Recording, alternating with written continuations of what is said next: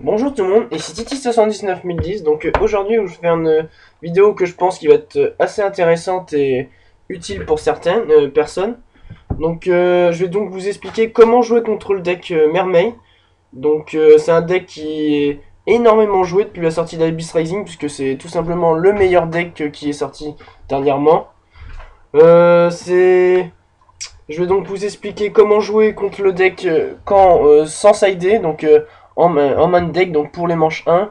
Et après je vais vous expliquer comment sider contre le deck Mermaid, comment le deck Mermaid va sider contre vous, comment réagir aux cartes que le Mermaid joue de main deck et en side deck. Donc ça va être une vidéo assez complète, donc je pense qu'elle risque de durer un petit moment. Et j'en suis désolé, mais je pense que beaucoup de personnes seront intéressées par la vidéo malgré tout. Donc pour ce qui est du fonctionnement de base du deck. Donc je vais commencer bien sûr à vous expliquer comment le deck fonctionne pour pouvoir après comprendre comment on doit sider contre ce deck. Donc déjà le deck pour mettre en place leur stratégie ils ont besoin de Ondine Genex, allié Genex et Abyssland. Alors Ondine Genex et Abyssland les voici. Donc Ondine Genex elle tout simplement parce qu'elle nous permet de mettre des hauts au cimetière. Et Abyssline tout simplement parce que quand elle est détruite sur le terrain, elle va chercher un merveille et on l'invoque. Donc c'est très très fort. Donc si je peux vous donner un conseil juste là-dessus, donc il faut mieux éviter en début, dès le début du duel, d'attaquer des monstres face cachée. Car cela ça risque d'aider l'adversaire à mettre sa stratégie en place, donc son deck en place. Et ça peut être très très dangereux de le mettre... enfin, ça peut être dangereux pour vous de le mettre son deck en place dès le début. Donc, comme certains le sauront peut-être ou ne le sauront pas, la plupart des effets du deck Mermaid se font dans le cimetière. Donc, les cartes comme Chaîne démoniaque et Effect Veilleur ne seront pas très intéressantes dans la première manche. Donc, pour la simple et bonne raison que, à part Diva des Profondeurs et Moulin Glacial, il n'y aura pas vraiment de cartes à contrer dans le deck en effet. Donc voilà, donc pour ce qui est d'Effect Veilleur et de Chaîne démoniaque en manche 1, leur utilité est vraiment très très réduite. Et la plupart du temps, même si c'est intéressant de faire Effect Veilleur sur Moulin Glacial, quand on peut faire Effect Veilleur sur Moulin Glacial, c'est que ça va pas être très utile contre le deck Mermaid, parce que la plupart du temps c'est qu'il est déjà en place et qu'il va sûrement gagner le duel bientôt, ou vous mettre énormément de dégâts, ou voilà. La plupart du temps, quand il invoque son Moulin Glacial, c'est que c'est la fin du duel, ou ça l'est presque. Donc voilà, donc Effect Veilleur aura un impact quasiment nul contre le deck Mermaid.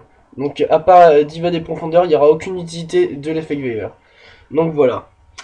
Le conseil que je vais vous donner et que je pense que beaucoup de personnes ne le savent pas forcément dès le début, ne jamais faire Effect Veilleur ou Chaîne démoniaque sur la Ondine, pour la simple et bonne raison que ça l'empêchera juste d'aller tuto le Genex, ce contrôleur, qui est une carte qui est pas vraiment utile dans le deck, et puisqu'on profite surtout de son premier effet qui est d'envoyer un monstre haut du deck au cimetière, donc ça nous permet d'activer nos effets des Atlantes, donc voilà, et même si vous faites Effect Veilleur, il pourra quand même payer son coût, donc du coup, pouvoir profiter des effets des Atlantes. Donc voilà. Alors maintenant on va parler vite fait des cartes magiques et pièges. Donc dans le deck Mermaid, la base c'est entre 2 et 3 abysphères. Selon la façon dont le deck est construit, donc la plupart jouent au match torrentiel et compulse, ou l'un ou l'autre.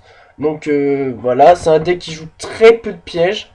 Donc en première manche, les cartes comme Typhon et Violent Orage perdent un peu de leur utilité, mais surtout euh, surtout le Violent Orage, puisque le Typhon lui reste assez utile en manche 1.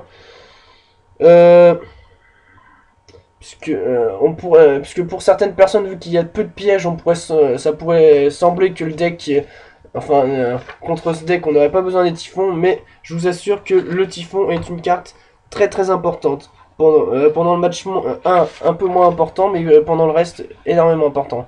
Alors surtout, le conseil que je vais vous donner, qui est vraiment un conseil vraiment très important contre ce deck, c'est même ce qui fait que ça peut faire la différence entre un bon joueur et un joueur moyen.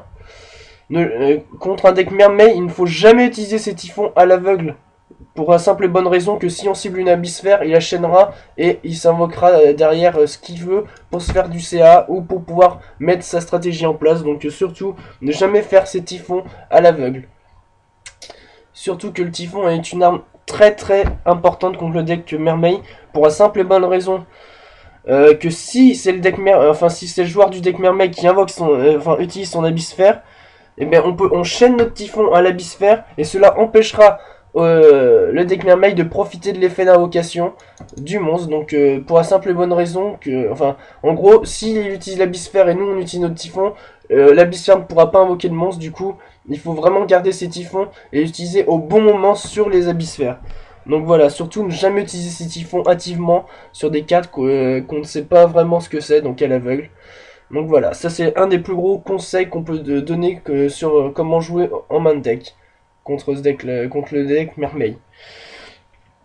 Comme la plupart des decks sans piège, le deck mermaid ne fait pas exception à la règle. Ils jouent tous beaucoup des cartes qu'on appelle des hand-traps, donc c'est Tragoedia et Gorz. Là j'ai oublié de les mettre dans ce paquet de cartes. Donc je pense que tout le monde connaît Tragoedia et Gorz. Donc le seul conseil que je vais vous donner là-dessus, donc il n'y a pas 36 000 choses à faire. Donc vu que vous savez que le deck Mermaid joue à coup sûr Tragoedia et Gorz, il faut essayer de jouer autour de ça pour éviter de soit perdre le duel ou soit perdre un CA énorme pour essayer de remonter sur ces cartes-là qui auront souvent... Enfin, je parle surtout des Tragoedia qui auront souvent une attaque assez importante et qui pourront être très embêtantes vu qu'ils pourront sûrement prendre le contrôle de vos monstres vu qu'ils jouent un peu de tous les niveaux dans le deck et qui pourra faire des exits très embêtants. Donc surtout, essayez de jouer toujours, faites toujours en sorte de jouer autour en pensant que l'adversaire est toujours une Tragoedia ou un Gorz en main et voilà, parce que c'est vraiment très important de faire ça contre ce deck.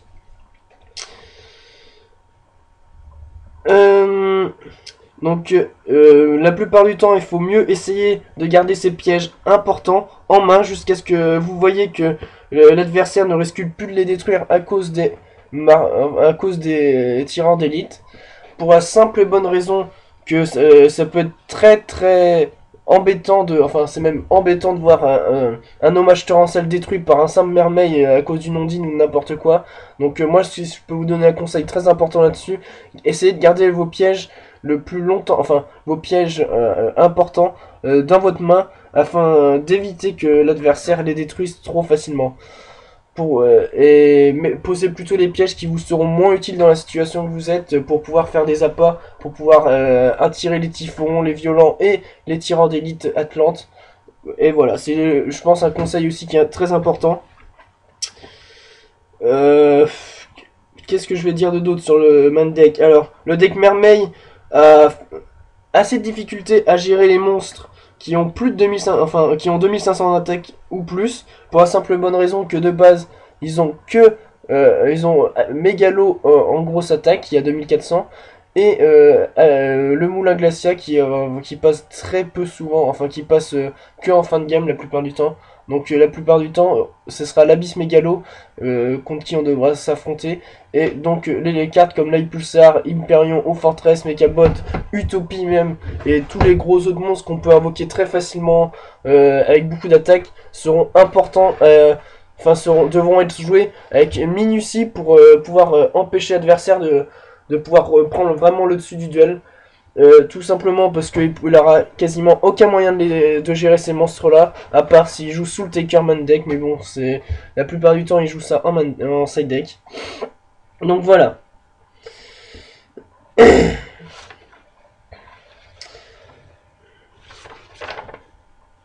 Donc le deck Mermaid est un deck qui est bon en début, en milieu et en fin de jeu, grâce à plusieurs cartes, donc je vais vous les citer.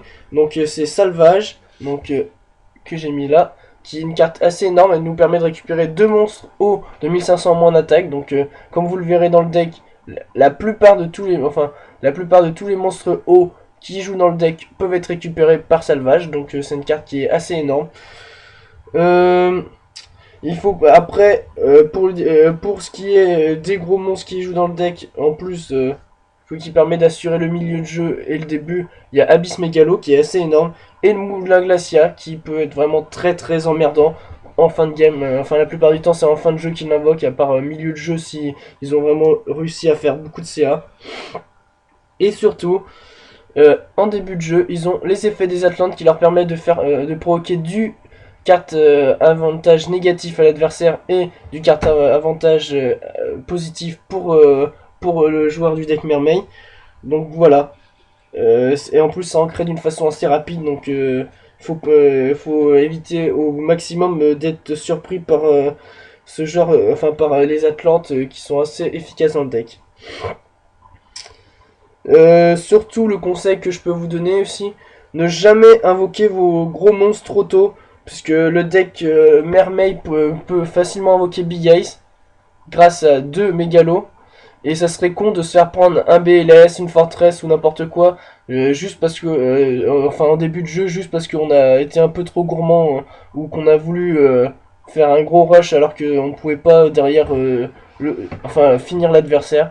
Donc voilà, surtout méfiez-vous des mégalos, puisque 2 mégalos, on les a très facilement sur le terrain dans le deck Mermaid. Ça permet de faire Big Ace et ça permet de prendre les monstres gênants de l'adversaire. Du coup, ça donnera un avantage assez énorme à l'adversaire, voire même la partie si vous avez plus beaucoup de ressources pour gérer l'adversaire. Surtout, un conseil qui est pour ce deck là est vraiment, qui s'applique sur tous les decks qui existent.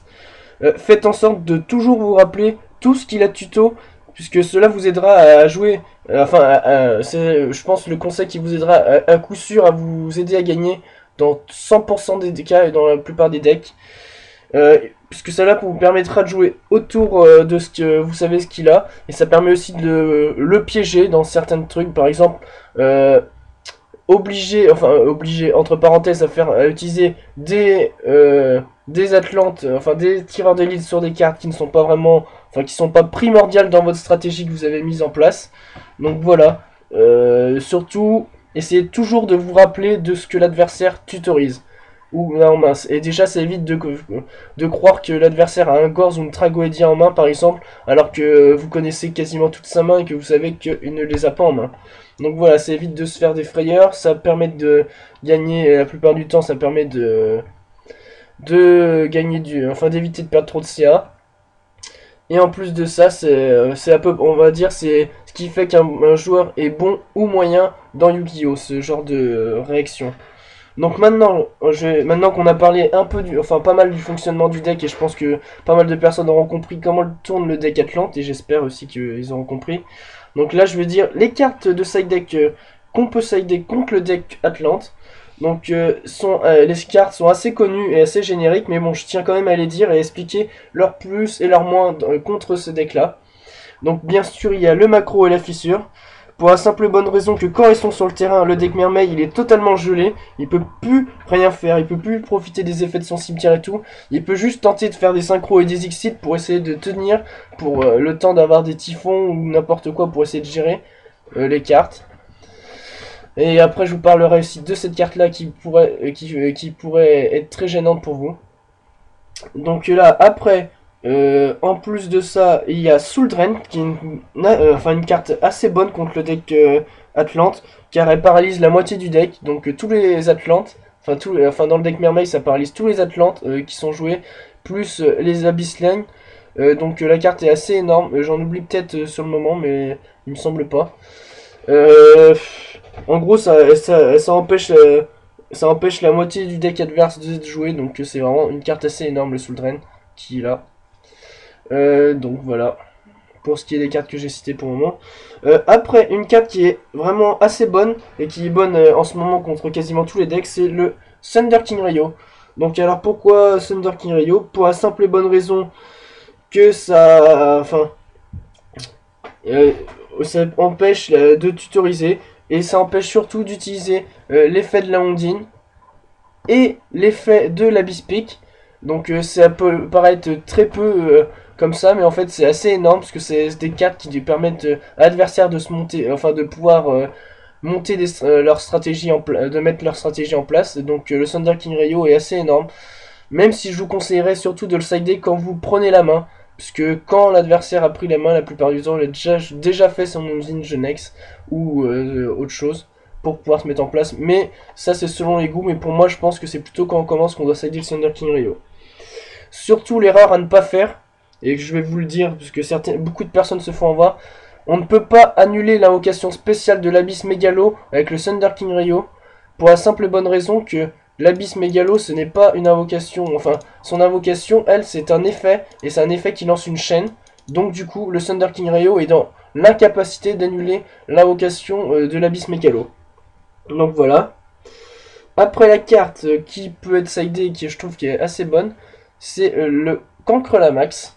Alors pourquoi le Cancre Lamax? C'est une carte qui est assez décente contre le deck, car déjà avec l'Abyss Mégalo on pioche une quand ils veulent l'invoquer. Un peu comme c'est un peu comme si ce serait un Wing Up Shark, donc voilà. Donc c'est assez sympathique juste pour ça déjà.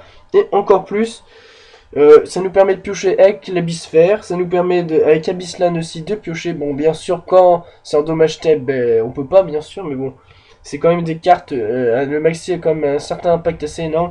Et surtout, contre la Diva des Profondeurs, qui est une carte assez énorme dans ce deck.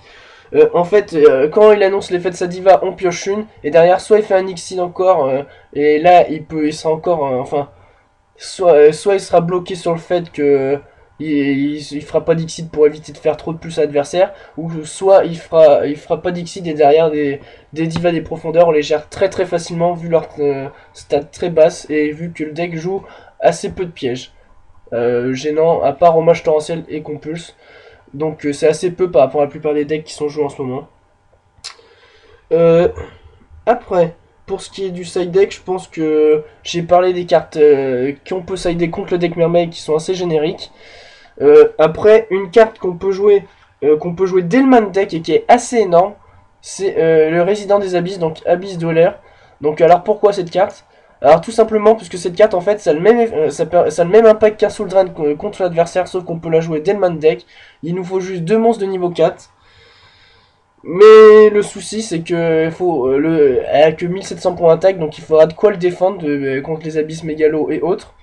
Et le deuxième souci c'est que l'adversaire joue aussi des hommages torrentiels et quelques cartes pour le remove, même quand il est sur le terrain. Donc il faut essayer quand on place ce monstre, il faut essayer d'avoir des cartes pour pouvoir te faire tenir sur le terrain pendant au moins deux tours. Un tour voire deux, parce que c'est un monstre qui peut empêcher l'adversaire de jouer pendant deux tours complets, donc c'est vraiment énorme. Donc voilà, ça c'est un Exit qui peut être joué dans énormément de decks. Ça peut être joué dans énormément de decks et en plus il a un impact assez gros contre le deck Mermaid. Après ça peut être bon aussi contre les Domades Mystiques, contre les Sandgan, les Troopers, enfin voilà, c'est une carte qui est assez générique. Mais malgré tout, un impact quand même assez ciblé sur le deck Mermaid. Alors surtout quand vous sidez, il faut toujours garder des copies de Typhon d'Espace Mystique dans votre deck. Pour la simple et bonne raison que l'adversaire rentrera des cartes qui seront gênantes pour vous et qui seront la plupart du temps des magies continues ou des pièges continus. Puisque de base, le deck joue très peu de pièges. Donc il faut essayer de garder le plus de Typhon qu'on puisse. Pourquoi? Alors qu'est-ce que le deck Mermaid pourrait sider contre vous de gênant? Donc il pourrait déjà sider le Messager de Paix, le Limitateur de zone B, et le Gozen Match, si je le retrouve. Non, je l'ai pas mis, donc voilà, le Gozen Match aussi, qui peut être une carte très gênante, et qui pourra être géré avec les typhons, et c'est comme toujours, ça pourra toujours gérer les abyssphères. Quand il utilisera son abyssphère, enchaînera un typhon d'espace mystique à l'abyssphère, qui l'empêchera d'invoquer spécialement un monstre Mermaid de son deck. Donc voilà, donc le typhon contre le deck Mermaid, c'est vraiment une carte à jouer avec minutie, puisque c'est une carte que quand elle est bien jouée, ça peut faire toute la différence en duel, donc voilà. Après, il faut pas oublier que malgré tout, le deck jouera aussi, enfin pourra jouer aussi contre vous le Miroir Dark en side deck, donc contre les decks Insector et Monde Ténébreux. Donc ça il faut pas l'oublier, donc gardez vos typhons dans vos decks, c'est vraiment important. Et ils garderont toujours leurs pièges génériques comme Hommage Torrentiel, Compulse, enfin voilà, donc surtout l'erreur à ne pas faire, c'est enlever les typhons du deck, puisque si vous enlevez les typhons de votre deck, vous risquez de vous faire perdre le duel, vraiment. C'est vraiment une carte qu'il faut vraiment garder contre le deck, parce qu'elle est vraiment énorme contre le deck. En manche 1, elle peut paraître pas énorme contre le deck, mais une fois que le deck a sidé, c'est vraiment une carte qu'il faut vraiment avoir en deck. Donc voilà.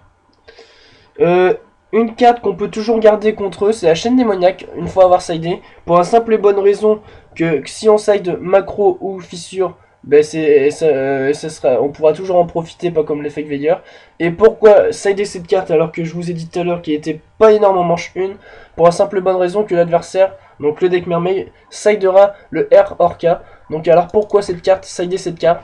Alors comme vous allez voir, une fois par tour, on bannit un monstre fiche ou serpent de mer ou aqua de la main, et on cible une carte sur le terrain adverse et on détruit la cible.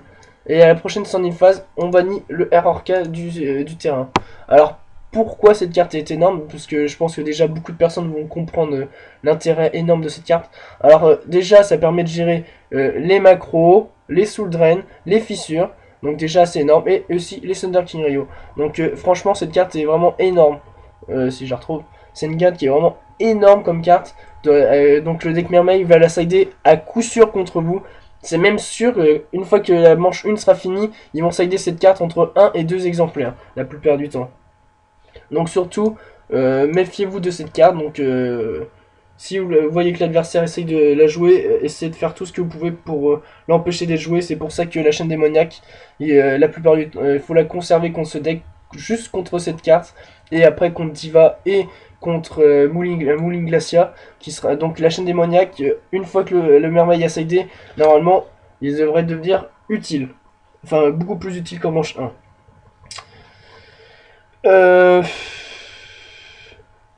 Et en plus, si je peux encore rajouter sur ce point-là, si vous arrivez à placer un macro ou une fissure contre le deck Mermaid, il pourra plus du tout jouer. Et si en plus de ça, vous empêchez l'adversaire de remonter avec une chaîne démoniaque, donc ça bloquera les R Orca et les Divas des profondeurs. Franchement, je pense que il y aura quasiment, le duel sera quasiment fini pour l'autre, puisqu'il aura vraiment plus rien à jouer pour essayer de reprendre le dessus. Maintenant, pour ce que le deck pourrait sider contre vous. Alors certains decks Mermaid side le virus de destruction de deck. Alors pourquoi jouer cette carte alors qu'on ne joue aucun monstre d'arc de base? Pour la simple bonne raison que le deck Mermaid peut profiter de synchro d'arc qu'ils invoquent très facilement grâce à Diva des profondeurs. Alors ils peuvent le faire très facilement grâce à Kalidor et à Librarian. Alors malheureusement c'est une carte qu'on peut pas trop contrer, à part si on a Jugement Solennel ou Paralysateur de piège et tout. C'est une carte qui est vraiment énormément, enfin qui tue même les decks qui sont, comme les decks Wing Up ou Gerga. Donc c'est une carte que malheureusement on peut pas trop jouer autour, parce que la plupart du temps, si l'adversaire arrive à la poser sur le terrain, ben, il arrivera à l'utiliser. Et le problème, c'est que c'est un peu compliqué de prévoir quand est-ce qu'il peut avoir ce genre de carte. Et c'est une carte qui est vraiment qui tue les decks Gerga et Wingum. Donc voilà. Donc si vous jouez un deck haute comme Chaos Dragon ou autre chose, ben, vous êtes sûr de pas tomber contre ce genre de carte. Mais malheureusement, si vous jouez contre avec un de ces decks, donc Gerga ou Wingup, vous êtes sûr quasiment qu'ils vont sider cette carte. Et il y a rien pour contrer cette carte à part Jugement Solennel, donc c'est très peu. Paralysateur de piège, limite, et Décret si on s'amuse à avoir sa main de deck, mais bon, l'utilité de ces deux cartes que je viens de citer, Décret et Trapstone, ne sont pas jouées contre le deck Mermaid, parce qu'il joue très peu de pièges, donc voilà.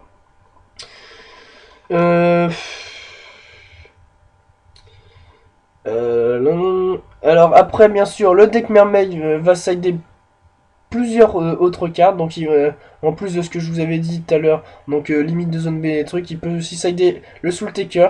Alors pourquoi sider Soul Taker alors il sidera ça surtout contre les decks qui ont des gros monstres et les decks qui jouent Thunder King Rio. Donc pourquoi? Parce que Thunder King Rio, comme ce que j'ai expliqué tout à l'heure, c'est une carte très gênante pour le deck, et que quand on joue des gros monstres, la plupart du temps, comme Light Pulsar, Utopie, enfin ça permet vraiment de gérer les gros monstres. Du coup ça permet au deck Mermaid de pouvoir faire des dégâts et de pouvoir jouer normalement, parce qu'autrement le deck mermaid a un peu de mal à passer sur les gros monstres, donc voilà. Donc ça permet de pallier sur un des défauts du deck, donc le Soul-Taker sera joué la plupart du temps soit en main deck, soit en side deck. Voilà, donc il faut pas se faire surprendre par ce genre de cartes.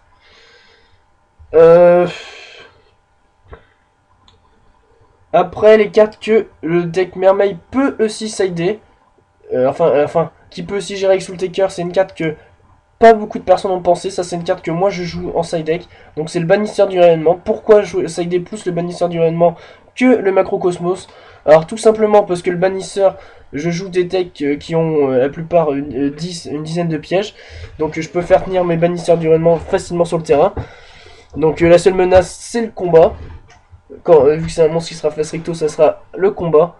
Et vu que je joue beaucoup de pièges, enfin une dizaine de pièges, l'adversaire aura du mal à pouvoir détruire mon truc en attaque. Et l'avantage qu'il y a sur macro, c'est que ça pose souvent pas les typhons qui sont un 3, le violent orage, les tornades de poussière aussi qui peuvent être sidés par le deck mermaid. Enfin voilà quoi, ça permet d'empêcher. En fait, on peut essayer de prévoir ce que quand on sait que le deck, qu'on peut faire tenir un bannisseur du rayonnement et que il va pas trop nous gêner. Moi, je préfère limite bannisseur du rayonnement qu'à macro ou même à fissure. Enfin non, on peut pas fissure parce que celle-là on la pose pas. Mais bon, malgré tout, je préfère quand même le bannisseur pour la simple et bonne raison que ça se prend moins de trucs que qu'un macro, qu'une fissure pour moi, parce qu'on peut juste le détruire au combat par un trou noir ou un Soul-Taker. Donc c'est des cartes qui sont jouées à 1 la plupart du temps, ou pour le combat on arrivera à le faire tenir. Donc voilà, c'est pour ça que moi je trouve que cette carte est vraiment sympa contre le deck Mermaid.